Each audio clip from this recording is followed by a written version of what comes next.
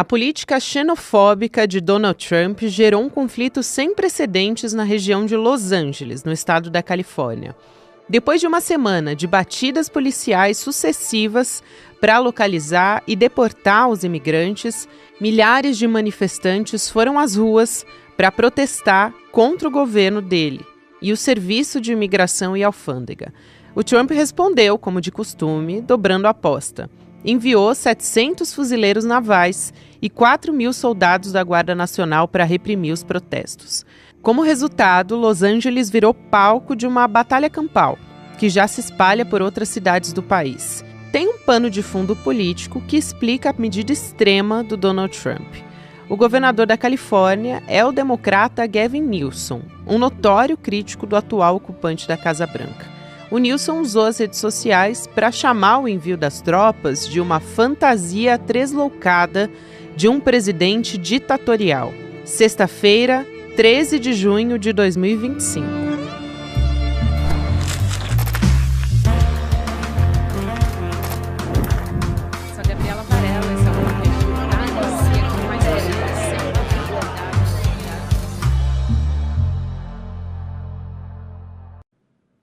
Olá, seja muito bem-vindo, seja muito bem-vinda. Eu sou a Gabriela Varela e esse é o Videocast em Detalhes. Aqui sempre com um convidado, uma convidada, a gente analisa uma temática, uma notícia importante do momento. Hoje a gente vai olhar para o cenário internacional, para os protestos. Quem vai ajudar a gente a entender esse cenário é o professor Marcos Cordeiro Pires, que é professor de Economia Política Internacional da Unesp. Professor, obrigada por aceitar nosso convite, seja muito bem-vindo.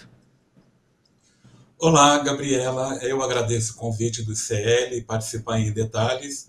É uma honra poder ajudar a compreender uma temática tão complicada quanto essa. Volta complicada nisso, professor. Eu acho que a gente pode começar tentando entender o interesse do Donald Trump, que é algo que tem sido apontado por muitos especialistas e também pela população que está acompanhando tudo, sobre esse interesse em militarizar, o país, né?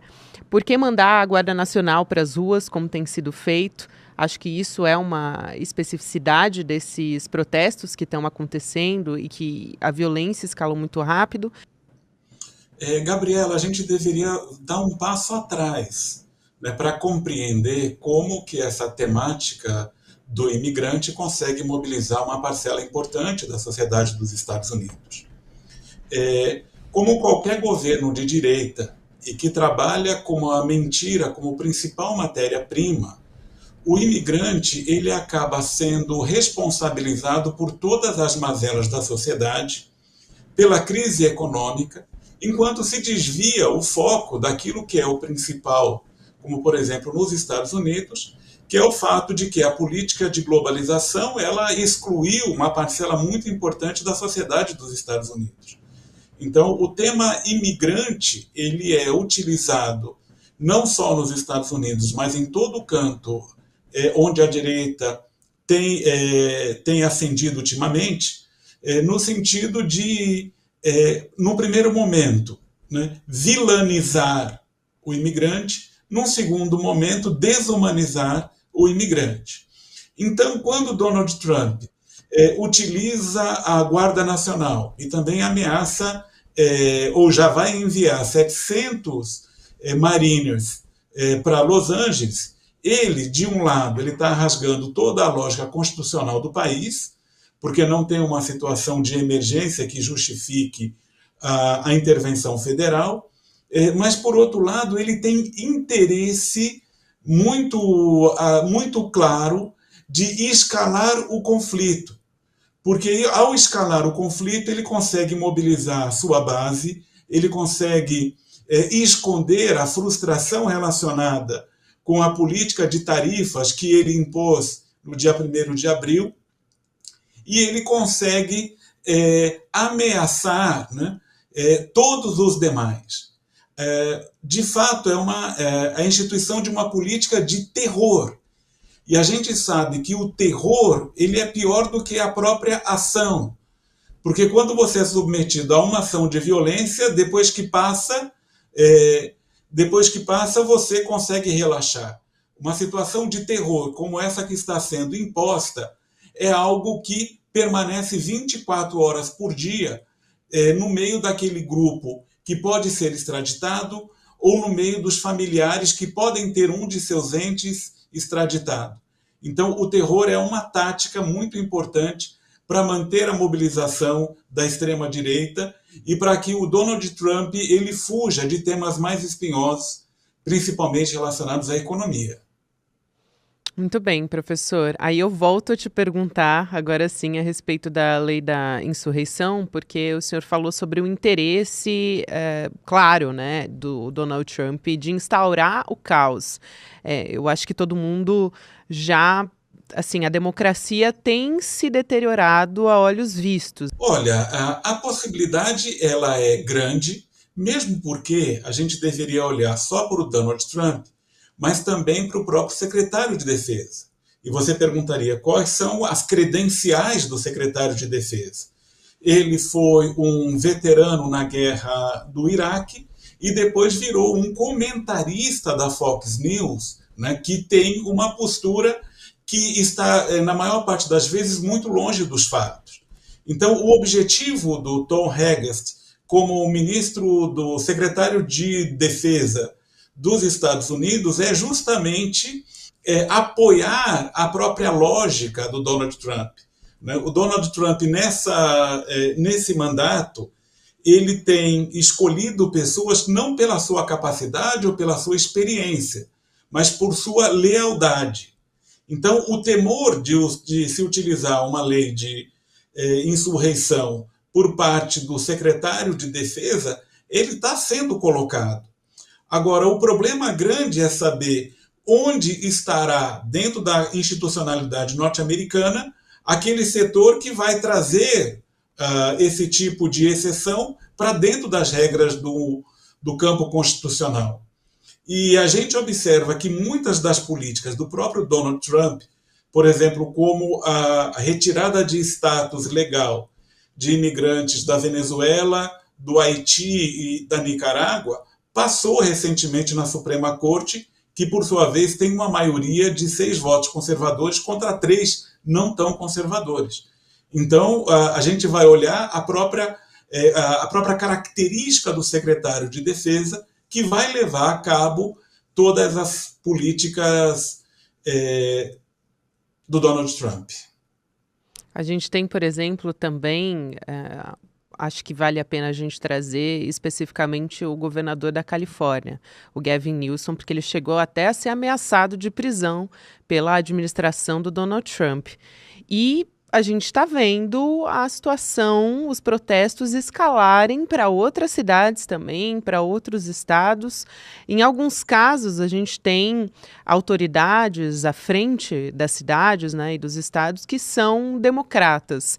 E isso já se coloca, claro, também como uma oposição. Mas eu acho que é simbólico a gente olhar para o Gavin Newsom, porque ele tem se colocado muito frontalmente contra a administração do Donald Trump e a política anti-imigração também. Ele consegue e tem força, olhando para o cenário como ele está se desenhando, com os protestos crescendo para outros lugares também, professor, para pressionar a administração Trump ou até interromper, minar essa política anti-imigração do governo Trump? Olha, em primeiro lugar, vale a pena considerar que a Califórnia é o país que tem mais imigrantes. Sim. Então, em termos percentuais, aproximadamente 40% da população da Califórnia, do estado como um todo, é de origem latino-americana. E também uma parte de asiáticos. Então, é um ponto crucial, né, para o Donald Trump encurralar a Califórnia, né, justamente por ser aquilo que é o jeito de ser do californiano, é justamente o antípoda do jeito de ser de alguém de Utah, ou alguém do Alabama, ou alguém do Louisiana. Né? Então, é sintomático, né, a utilização da força na Califórnia. A liderança, né, do Gavin Newsom, ela está sendo paradigmática do ponto de vista da resistência. Né? Porque nós poderíamos pegar um outro estado ou uma outra cidade que também tem uma grande população de imigrantes, como o estado de Nova York, a região metropolitana de Nova York e New Jersey, a gente observa que o prefeito da cidade de Nova York, ele se recusa a fazer qualquer tipo de política em defesa dos imigrantes, porque aparentemente, olhando de longe, esse prefeito que sofre um processo criminal de corrupção, de receber dinheiro de outros, de governos estrangeiros, ele fez um acordo com o judiciário e parece que a contrapartida é ele fechar os olhos para a política federal dentro da cidade de Nova York, onde tem muitos imigrantes. Então, esse é um ponto a ser considerado. Outra questão é a capacidade de mobilização das pessoas. A gente está acompanhando aqui no nosso Instituto Nacional de Estudos nos Estados Unidos que no sábado, é o Dia da Bandeira nos Estados Unidos, pela primeira vez um governante vai fazer uma parada militar. Né? Então, Donald Trump vai fazer uma parada militar, algo que não é comum no país. Mas, por outro lado, os movimentos sociais eles estão organizando em diversas cidades dos Estados Unidos um dia para afirmar que nos Estados Unidos não tem rei. Então, são esperadas mobilizações também no país inteiro. Então, existe essa capacidade de mobilização. Agora, a pergunta é, nesse momento, né, enquanto que a maior parte das pessoas ainda não sofreu, né, os impactos inflacionários, ou o tema migratório é muito distante para uma parcela grande da população, então, enquanto essa população não sofrer os efeitos, por exemplo, de uma recessão que se avizinha, da quebra de cadeias produtivas, de um processo inflacionário que todos os analistas mostram que vai ocorrer em poucos meses, parece que essas mobilizações agora elas vão cair exclusivamente no campo de quem já é contra o Donald Trump. Não avança para além desse campo. Então, quem é progressista e quem já votou na Kamala Harris, com certeza ele é mais propenso a se mobilizar contra as arbitrariedades. Né? Agora, a grande questão é de como saber, né, como que os problemas criados pelo governo Trump vai se refletir naquela parcela que se move no eleitorado mais centrista, que em um momento pode estar próximo do Partido Democrata ou do Partido Republicano. Esses 10% são cruciais para imaginar o rumo da política americana mais adiante. E um último ponto nesse aspecto que eu gostaria de salientar que é o fato de que nós vivemos momentos anormais. É o momento em que a mentira, a utilização de algoritmo, a desumanização de outras pessoas, né, e principalmente dos mais pobres, dos latino-americanos, dos haitianos, dos palestinos, nesse momento, a mentira ela cria narrativas que impedem as pessoas de olharem minimamente a realidade, que impedem as pessoas de olharem o outro com compaixão. Porque no momento em que, no caso, a gente poderíamos pegar o caso dos haitianos, durante a campanha eleitoral, no único debate que ocorreu com Kamala Harris, o Donald Trump ele levou, né, para 70 milhões de pessoas uma fake news de que os haitianos estavam comendo cachorros ou animais de estimação na cidade de Springfield, em Ohio. Aí a gente pergunta assim, como furar essa bolha? Né? Como compreender, né? Como fazer essas pessoas saberem o tanto que elas são manipuladas. Né? E é um problema que se tem nos Estados Unidos, que tem na Grã-Bretanha. Estamos vendo essas últimas 3 noites ocorrendo na Irlanda, em que centros de imigrantes estão sendo queimados pela extrema-direita. A gente vai olhar isso na França, Alemanha, Itália, aonde a mentira prevalece. Né? E no Brasil não é diferente. É só olhar a indiferença da maior parte da população brasileira da tragédia que acontece com as famílias palestinas na faixa de Gaza e também na Cisjordânia ocupada. Sem dúvida, professor, acho muito importante essa sua fala.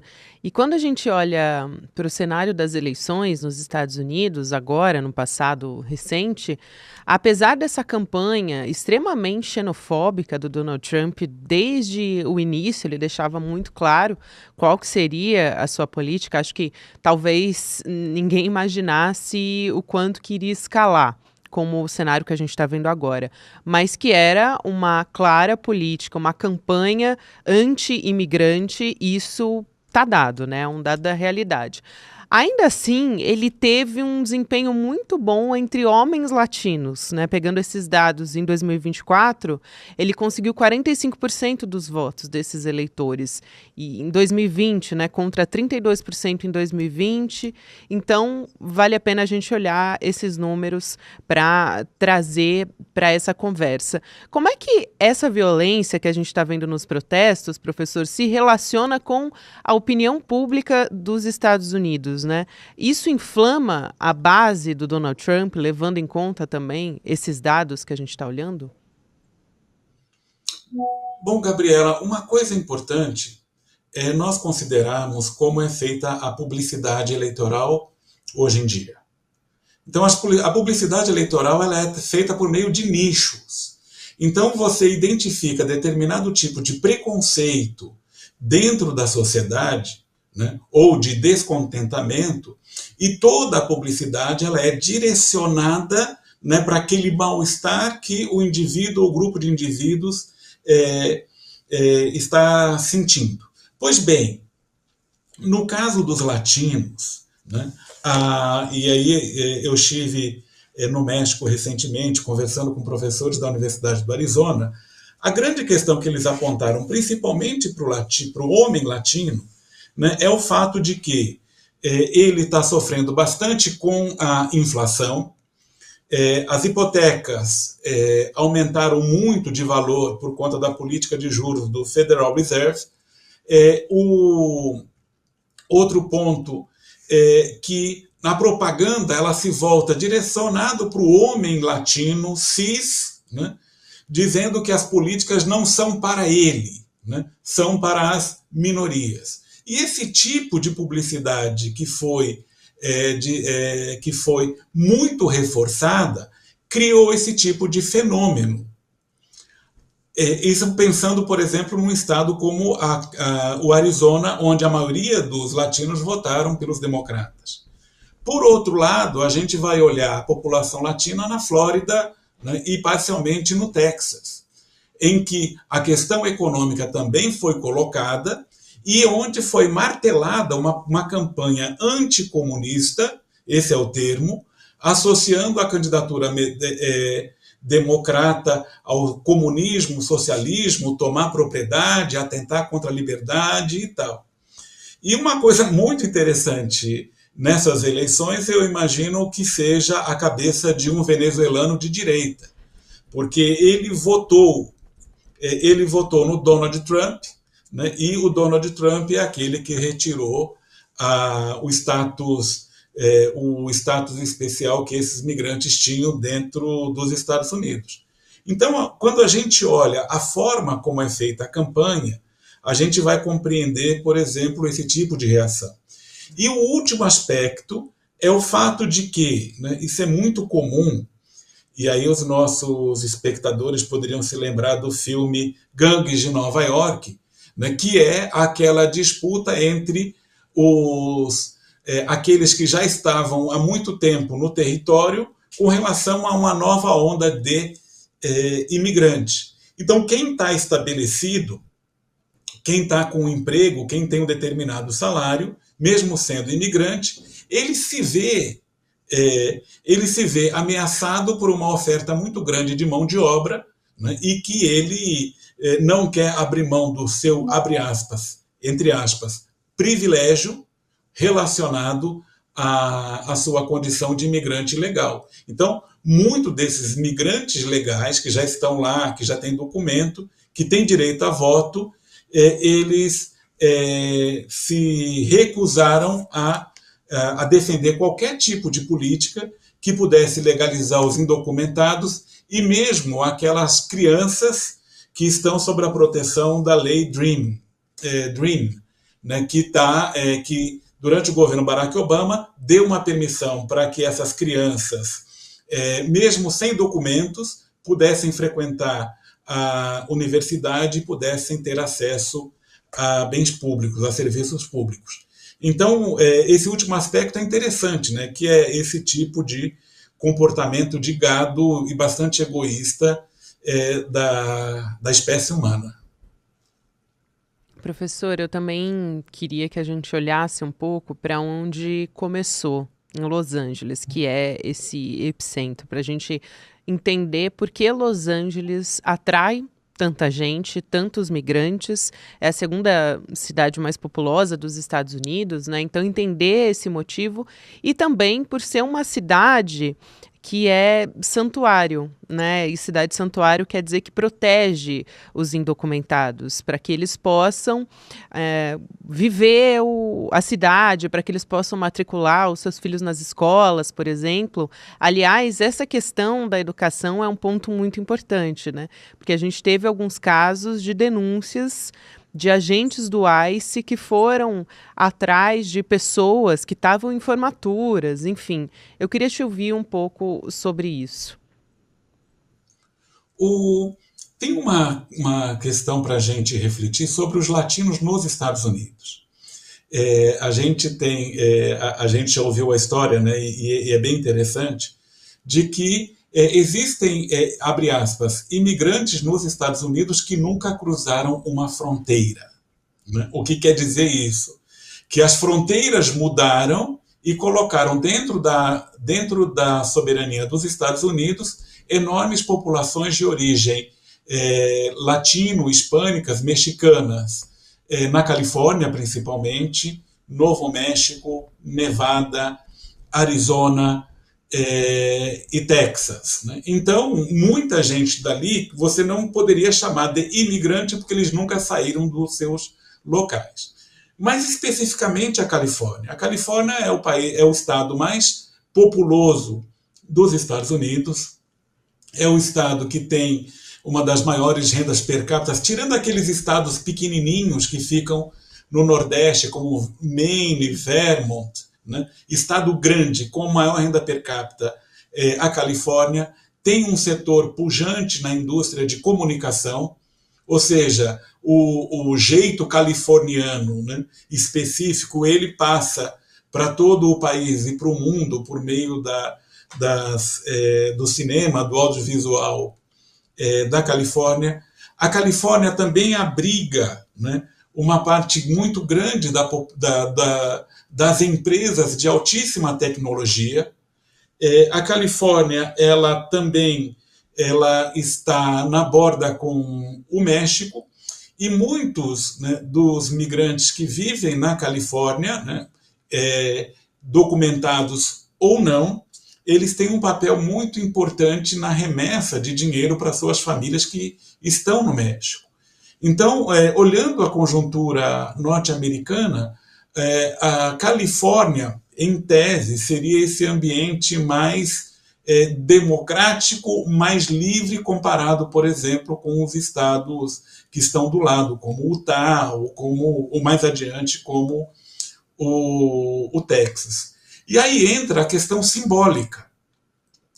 Porque se os Estados Unidos conseguirem colocar, né, o estado mais rico, o estado mais populoso dos Estados Unidos, se o Donald Trump conseguir colocar de joelhos o estado mais rico, o estado mais populoso dos Estados Unidos, né, ele vai se sentir com um mandato de fazer tudo sem nenhuma contestação em outras partes, né, do país. Né?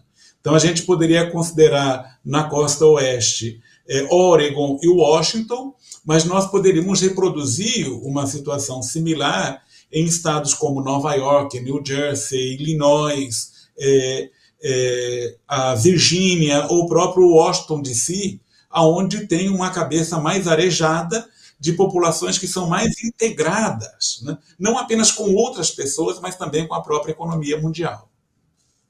E eu acho que vale a pena a gente dizer que Los Angeles, por exemplo, é o que a gente chama de cidade santuário, mas a gente pode, conforme a administração, né, professor, isso pode mudar o cenário. Então, as pessoas se encontram nessa situação de vulnerabilidade. Hoje, a Califórnia é um estado que é muito forte essa questão da imigração, e acho que é muito simbólico também que diversos prefeitos locais estejam se unindo nesse momento para tentar pressionar o Donald Trump. E acho que a figura do Gavin Newsom, como a gente disse, também tem essa presença para pressionar, né, para ir contra justamente resistência contra essa política anti-imigração do Donald Trump. Para a gente fechar, acho que é bastante diferente, claro, a política do Donald Trump em relação à do governo Biden. No entanto, ainda assim, os democratas, não é que eles tenham um histórico de proteger os migrantes, né? Já existia uma política de deportação no governo Biden. O que difere, professor, em relação ao que a gente está vendo agora? É a forma que é mais agressiva? A escala agora está maior? Enfim, o que você observa? Um ponto para a gente lembrar é que esse tema migratório ele foi muito explorado no período de 2002 a 2024. Basta lembrar que o governador do Texas organizava viagens de ônibus para levar milhares e milhares de imigrantes indocumentados para estados como para Washington, D.C., levaram para Nova York, levaram para Illinois, ou seja, eles politizaram bastante essa temática, né, com aquelas caravanas de imigrantes. Do ponto de vista prático, né, você tem toda a razão de que, em muitos aspectos da política dos Estados Unidos, do governo Biden, não difere essencialmente da política do governo Donald Trump. Mas tem uma coisa distinta que nós podemos salientar que eu havia dito no primeiro. Porque o Donald Trump não tem por objetivo resolver nenhuma questão da imigração. Ele sabe, por exemplo, que ele não vai cumprir a meta dele de mandar 11 milhões de imigrantes embora, nem 1 milhão de imigrantes embora. Isso aí é mentira. Uhum. Mas ele é muito bom para criar o terror entre as pessoas. O terror, por si só, ele já é uma coisa tão ruim quanto a ação física. Então, aterrorizar o imigrante é um recado para quem está dentro, mas também para impedir a ida de novos migrantes para pedir asilo nos Estados Unidos. Então, eu acho que esse é o tom, né? O ambiente de terror, um ambiente que muitos colegas nossos do NCT e NEU chamamos de que o ICE, né, ele funciona efetivamente como uma Gestapo ou uma tropa de assaltos. Não dá para melhorar, né, o adjetivo. Ou é uma Gestapo ou uma tropa de assalto. Né? E as delações, né, elas, da forma como estão sendo utilizadas, faz muita referência ao que aconteceu na Alemanha no período da década de 1930. Professor, quero muito agradecer, professor Marcos Cordeiro Pires, foi muito esclarecedor conversar com o senhor. Um grande abraço, muito obrigada. Muito obrigado, Gabriela, pela oportunidade. Estou às ordens, né, e mando um abraço agora para a sua, para a nossa audiência. Com certeza, professor. Até uma próxima oportunidade. Aproveito esse cenário que a gente está falando nos Estados Unidos, é um tema de pesquisa do professor Castro Rocha, então quero reforçar esse convite para você. A gente estava falando sobre como Donald Trump tem sido um agente do caos.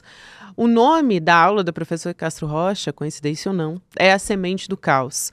Uma oportunidade para a gente olhar para o Brasil, para a gente olhar para outros exemplos no mundo também e aprender com ele. O professor Castro Rocha vem com a gente nessa aula que é aberta, é online, nesse domingo agora, dia 15 de junho, 8 horas da noite. Vale a pena fazer a sua inscrição gratuita em detalhesicl.com.br.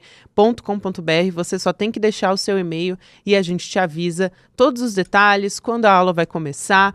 Pode pegar lá no seu domingo à noite, aquele momento de relaxar, de poder abrir a mente também para estudar. É um momento importante para a gente ficar ligado nesse segundo semestre de 2025. Vai ser muito importante a gente poder aprender com os ensinamentos do professor Castro Rocha.